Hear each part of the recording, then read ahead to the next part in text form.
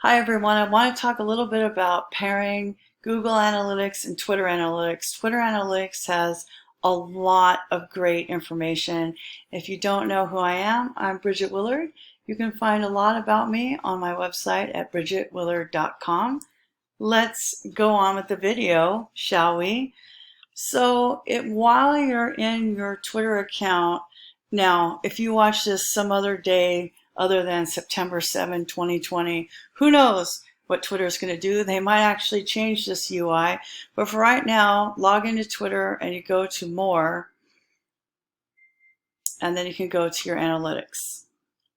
Now quickly, this is a great way of figuring out what's going on with your account. I'm going to move this out of the way a little bit, put my face up here somewhere. Okay, so far my 28 summary, all these are down, but again, don't worry about this so much. I would worry about your overall trends. In August, I had 13,000 tweets, 297,000 impressions. This is what really matters to me, profile visits. Because if people are going to your profile, they're more likely to go to your website, and that's what we really want them to do. But another thing that people don't realize is that there's more up here in this analytics dashboard. Don't forget. So you just see this, and if you have never been here, you will have to turn analytics on. It will ask you. So go to tweets. Now tweets is where you can see how things are performing, what days are you spiking. September 2 I had 14,000. Saturday I didn't tweet that much. And there's these 4 sections: promoted, tweets and replies, or top tweets. So right now, what matters to me is top tweets. I'm just gonna go in and out. Engagement rate, link clicks, whatever, retweets without comments. Retweets without comments are just, I don't care that there's only I don't care that there are only 2 retweets without comments, because I don't encourage you to use the retweet button, okay? What I want are replies. Oh, look, and guess how many I have had? I get 28 replies per day. Okay, so this is my favorite, top tweets. You know what's bad about having salad for dinner? Being hungry at 1 a.m. That's my top tweet in this period. But if I want to see what it was in July, I can go to July, and the top tweet was, a lot of times you only exchange your time for money, otherwise it's about deliverables, about my grandmother passing away, eating dill pickles with peanut butter, blah, blah, blah, blah, bunch of other stuff, personal stuff. That's my brand, okay? So let's compare some information. Now go to More. More will give you conversion tracking, app manager, videos, that kind of stuff. Wait, where's the demographics? Did they change that? Oh my word. Oh my, see? They used to have demographic data.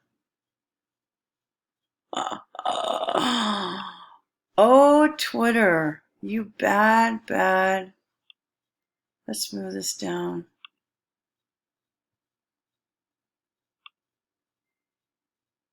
Oh my goodness. They don't have demographic data anymore. That's what I wanted to share. That's hilarious and terrible. Oh man.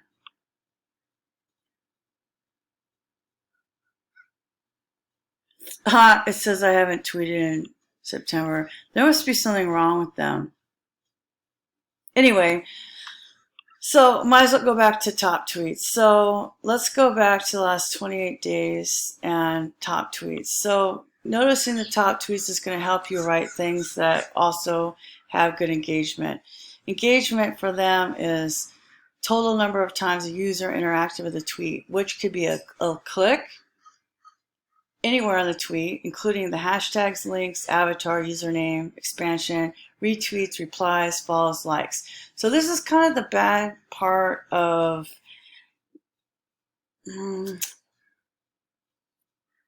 having too many hashtags. especially in the sentence. What you want people to do is click on the link if you're sharing your blog post. And when you do that, if you have too many hashtags, it's all blue, blue, blue, blue, blue, blue, blue. Blue is a link. We're all trained. So you want to make sure you don't. So here's my, I haven't really been, that's a picture.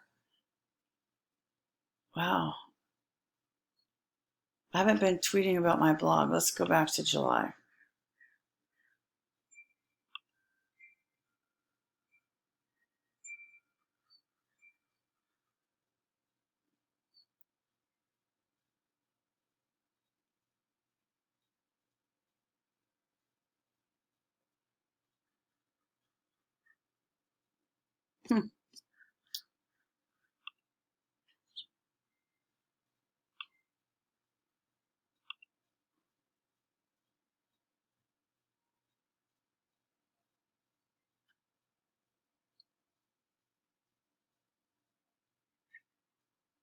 Okay, so this wasn't one of my top tweets. Clearly, my account's a little different. I talk a lot about my life, so a lot of my top tweets aren't links to things.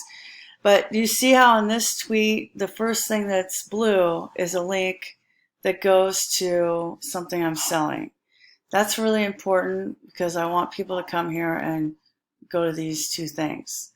But I have a chance to promote this if I want to. It tells me how many people liked it, how many people replied, how many people clicked on the link, that kind of stuff. Okay, so my point being that what you want to do is compare to Google Analytics.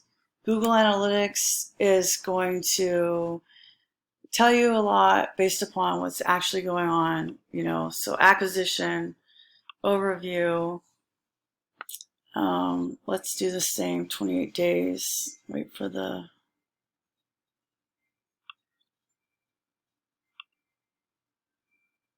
last 30 days. So over the last 30 days, my top channels are, let's zoom this in. So direct, that means people know BridgetWillard.com. Organic search, which is 24%. That means people know, are searching for me. 14.8% is social. Referral comes from another website. That's 14%. So social and referral, which are, to me, those are both referrals. And 9 is display. So I had some Google ads this time. So if I click on social, I will find out what networks were giving me the most in the last 30 days. So Twitter, obviously, Facebook, LinkedIn, YouTube, Instagram. I don't know what tagged is. So Twitter gives me 38 clicks, which is 27% of everything. And the bounce rate is 37. And look at this average session duration, 3 minutes. This is what I always tell people about Twitter. Twitter is where people read. So you want to look at that. Now look at this, 8 minutes. That's LinkedIn. Twitter and LinkedIn are the best for getting people to actually engage with your content. Facebook is right here, number 3. Facebook is 18 seconds. That's no bueno. My average is 2 minutes, which is great, and that's what I like. That's what I want it to be. So just compare that. Now, what I was hoping to show you was the demographic data that used to be in Twitter, and I am completely shocked it's not there. So the demographic data is only useful if people are actually not using, what do you call it, incognito windows. So 44% of my users are female, the rest are male. My biggest user group is 25 to 34. The next is 18 to 24, which kind of surprises me since my friends are on these two columns. Now this is just the last 30 days. Let's see, interests, overview. So my affinity groups, shoppers, employment, that kind of stuff. Let's see, geography. Let's look at the location. United States, China, Indonesia, India. Technology is good to know. What operating system are they using? Mostly Chrome, then Safari, Firefox, Android. So session duration is highest, 127, Android WebView. So mobile, let's see, overview. So 64% mobile, 33% desktop. Now that is super important because you have to understand people are going to look at your website based upon how how they interact with your website is dependent upon how they see it. So make sure your view is good. So there you go. There's 11 minutes of my time. I'm pretty bummed out about the situation with Twitter demographics because they used to show that.